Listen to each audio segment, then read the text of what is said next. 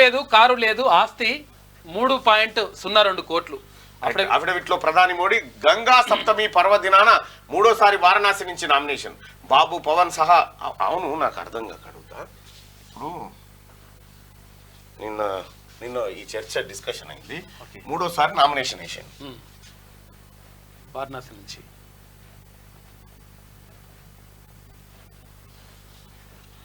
నరేంద్ర మోడీ గారు ఈ వయసు ఎంత ఉంది ఇప్పుడు? 73 ఇయర్స్ ఉంది.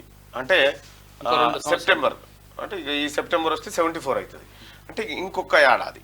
అంటే ఒకవేళ ప్రధానిగా గెలిచినా కూడా నరేంద్ర మోడీ గారు తీసుకొచ్చినటువంటి లెక్క ప్రకారం 75 సంవత్సరాలు నిండితే భారతీయ జనతా పార్టీలో ఏ పొలిటికల్ పార్టీలో ఏది పొలిటికల్ పోస్టులు తీసుకోకూడదు, పదవుల్లో పోటీ చేయకూడదు అనేది ఈ నిబంధనని సార్ తీసుకొచ్చిండు. ఆ కారణం చేత అద్వానీ పక్కకు పెట్టిరు, మురళీ మనోహర్ జోషిని పక్కకు పెట్టిరు, ఇట్లా పక్కకు పెట్టిరు. మరి ఇంకొక ఏడాది మాత్రమే మనకు ఏది నిబంధన ప్రకారం ఏజ్ ఉంది. మరి ఆ తర్వాత ప్రధానమంత్రి ఎవరు ఈ దేశానికి? ఒకవేళ ప్రధానమంత్రి అయితే కాకపోతే ఇబ్బంది లేదు. అయితే మరి నెక్స్ట్ ఎవరు? కాంగ్రెస్ పార్టీలో ప్రధానమంత్రి అభ్యర్థి ఎవరని అడుగుతారు కదా, మరి నెక్స్ట్ ఎవరో ఇది చెప్పాలా.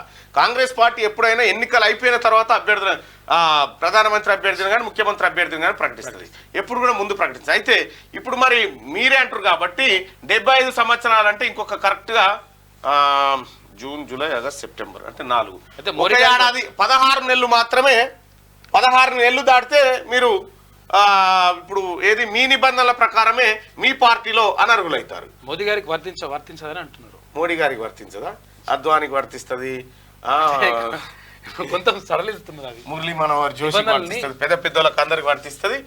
మోడీ గారికి వర్తించదా? నిబంధనలు సరళిస్తున్నారు అట్లా కొంతవరకు. ఏం సరళిస్తారే? అఫిడవిట్ లో ప్రధాని మోడీ గంగా సప్తమి పర్వదినాన మూడోసారి వారణాసి నుంచి నామినేషన్ వేసినట. ఇక నామినేషన్ ముందు గంగా స్నానం చేసి కాలభైరవుని దర్శించుకున్న ప్రధాని మోడీ. కాశీతో తన అనుబంధం అద్భుతమైనది, మాటల్లో చెప్పలేనిదంటూ ఎక్స్ లో ఆయన పోస్ట్ చేసిండు ప్రధానమంత్రి నరేంద్ర మోడీ.